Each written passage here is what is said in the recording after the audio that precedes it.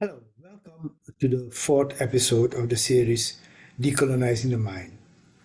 I always start with the feedback that I get from people, um, and I didn't know that the PowerPoint of the last episode didn't work somehow.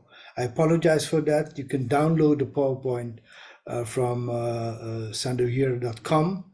Um, and a second feedback was a bit worrisome.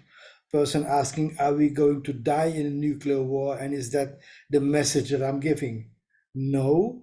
Yes, if there's a nuclear war, we will die, but don't panic because the purpose of the series is not to make you worried in terms of panicking, but educate yourself to understand the world we are living in and get involved in a struggle for a better world that prevents nuclear wars.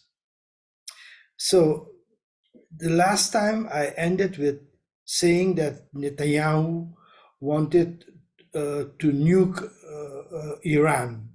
So it's important to understand that the role Iran is playing in the struggle in Palestine. So why is Iran so important for the imperialist powers? First, Iran is firmly anti-imperialist. Second, Iran rejects the narrative of the European Enlightenment, which says that the only society which is the best society is what the Western thinkers have thought about as a model of a good society, capitalism or socialism, liberalism or Marxism, uh, and that outside of the West, those narratives are inferior, are not important. And Iran rejects that notion, and it promotes pan-Islamism. I'll go into what it is, but you see Palestine, you should see from this perspective of pan-Islamism. It's not just an oppressed people there. It's an oppressed people that is essential in the heritage of the Islamic civilization because Jerusalem is after Mecca the second important religious site for Muslims, for the 1 billion Muslims in the world. And the last reason why Iran is so important, because Iran has developed a military power to defeat Israel. Now, in order to understand Iran, you have to understand the Iranian Revolution. And you should position the Iranian Revolution within world history. Because if you look at what happened in the period of the revolution in Iran, uh, you should understand that the United States, the most powerful nation in the world, and Biden says no, the most powerful nation in the history of the world, was defeated by courageous people in Asia, Vietnam. On the 30th of April 1975, Saigon fell and the Americans had to leave Vietnam. And a few months later, on the 11th of November, you have the independence of Angola from Portugal. That led to the start of a civil war, and that led to the fall of apartheid in South Africa with a major battle where the South African army who invaded Angola was defeated in the Battle of Cuanavale, with Cuba in a leading role. Fidel Castro, the Cuban people, and the Cuban military played an important role in defeating South Africa in Angola, and therefore led to the process that eventually led to the abolition of apartheid. And then in 1979, you have a revolution in the small Caribbean island of Grenada. A few years later, in 1983, it was invaded by the United States after it imploded from within with a coup. And in 1979, you have the triumph of the Sandinista revolution in Nicaragua on July the 17th. In the same year, earlier, the dictator in Iran, Mohammad Reza Pahlavi, who is called a Shah, not a dictator. The Shah, hides the fact that he was a brutal dictator. He was forced to leave after a revolution, and Imam Ruhollah Khomeini returns from exile from France to Iran on February the 1st, and the consolidation of the Iranian Revolution started. Now, why was the Iranian Revolution so important in the history of anti-colonial struggle? Normally, the anti-colonial struggle was articulated either in Marxist terms, Vietnam, Cuba later on, it started as nationalism, but developed into a Marxist narrative. Nationalism in Africa, Caribbean, and India, all the anti-colonial struggle was secular. And here you have an Iranian revolution where thinkers that contributed to Islamic thinking, and this is mainly the Shia school, but I'm sure that there will be also in the Sunni school a lot of those scholars. They were looking at the European Enlightenment and developing alternative philosophy. In the book, I mentioned three thinkers, philosophers. One is Mohammed Bakir al-Sadr in Iraq, who wrote a few interesting books called Our Economics, Our Philosophy. And with our, he means our Islamic thinking versus the European Enlightenment. And he discusses Marx and he discusses Adam Smith and all these thinkers and says, you know, what you have thought a body of political, economic, social, literature, philosophy, we have done it in Islam. And but because, you know, these people wear turbans and they don't have a tie and a jacket, so you think they are not professors, but these are professors in the Islamic world.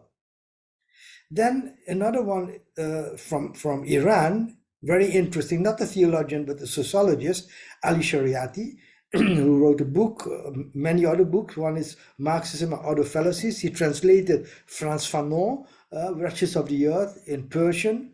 And he goes into the discussions with Marxism and with other Western Enlightenment thinkers about how Islamic sociology and philosophy relates to the European Enlightenment. And then an important figure in Pan-Islamism, I'll come back to him, is Jamal ad-Din al-Afghani, who had a debate, an interesting debate, which I discussed in the book with French philosopher Anas Renan, a racist, where he discussed the Islamic Enlightenment and the European Enlightenment. The Islamic Enlightenment, where Islamic civilization produced a lot of knowledge and architecture and art and philosophy, and contrast that with the racist narratives in the European Enlightenment. Now, I name these names and these scholars in order to let you understand that if we're talking about the decolonial world, we should be able to study people outside the West. So you should study Hegel, Kant, Hume, and Marx and all this, but you should also study Islamic thinkers from China, from Russia, and if you do that, you could find out that there were really other ideas about how to look at the world. And one particular in Iran, which is important because he led the revolution, which is Khomeini, who defined Islam. He says Islam is a religion of those who struggle for truth and justice, and of those who clamor for liberty and independence. And then he said, it is a school of those who fight colonialism. So he positions Islam as an anti-colonial religion. Remember that Christianity was a religion of colonialism. Now, I want to alert you on this. In the global north, you are not living in a free country. Because if you say, look, let me study Khomeini and Hamas and Hezbollah, the first thing is, oh my God, these are terrorists. And if you too, if you're going to study them, you are also terrorists. And then when I say this, they will call the intelligence service, they will put a tag on me and say, look, watch this guy because he is a potential terrorist. That is, if that's the country you're living in, you're not living in a free country where people would be able to study all kinds of philosophers, even if you don't agree with them. Now, why is this important? Because how to build a new society, how to set up your society, That is the discussion of civilization. And the Enlightenment philosophers of Europe said we create a universal civilization. What we thought of in terms of economic systems, liberalism says capitalism, Marxism says socialism. In terms of political system, liberalism says parliamentary democracy, one man, one vote, later one man and woman, one vote, or the dictatorship of the proletariat is also one man, one vote there. Um, in the Soviets, the councils that a communist system would have. And then the cultural system where they both agree, where you separate ethics from science, and science becomes objective, and you set up your cultural system based on secularism. Now comes outside the West, many schools, Hinduism, Chinese philosophy, Russian Eurasianism, African Ubuntu, Latin Abiela, Buen Fifir, all the things which I deal with in the book. These are philosophies that are saying, hey, wait a minute, we also have our ideas of how to look at society, how to build a civilization.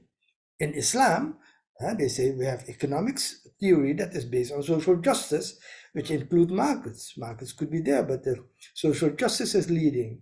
The political system is based on the Charter of Medina, which was a constitution that the Prophet Muhammad had developed in Medina on how to live in a multicultural society. So he says, we should have people from other religions, Jews and Christians, and that should be able to be represented in the political system. Now in Iran, they have reserved seats for Jews and for Sunni Muslims and for other religious groups. So they are assured that they are represented in parliament and in the political system. In fact, the safest place for Jews in the world is not Israel, it's Iran, And then the culture. The culture, argues Islamic philosophers in Iran, is based on ethics. So if you study science, you should look at political theory, social theory, economic theory, how ethics is intertwined in it. And that is how you build your educational system. Now,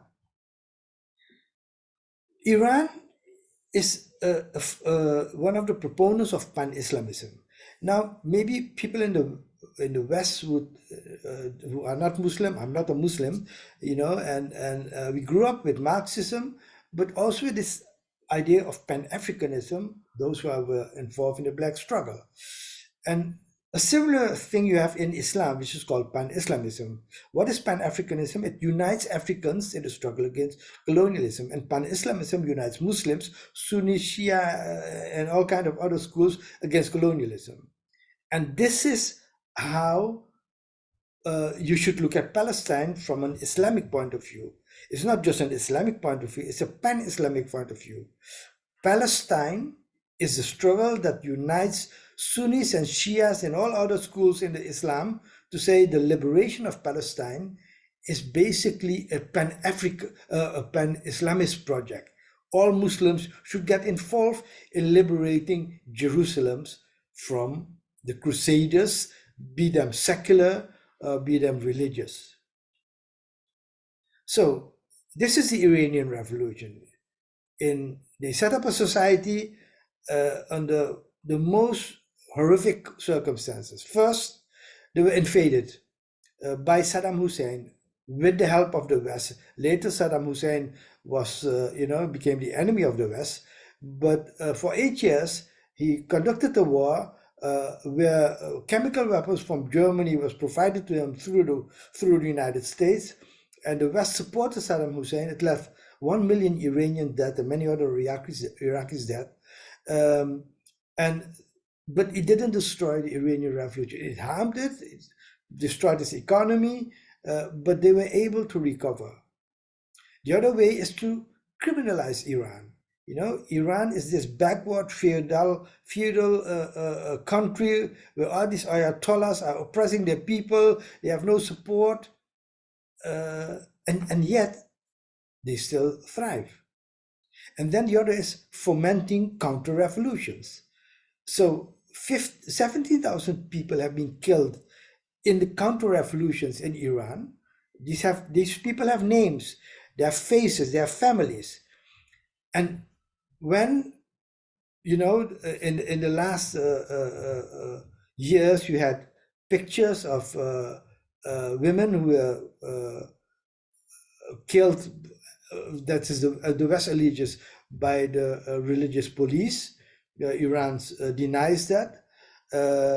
But you see those photos of those people, you see their names, but you don't see those of the 17,000. So criminalizing Iranian Revolution and trying to destroy it, that was a goal of the West. But what happens is here, Iran is from a civilization that is older than Islam, 7,000 years. There is where the first, civilizational infrastructure of humanity were laid down.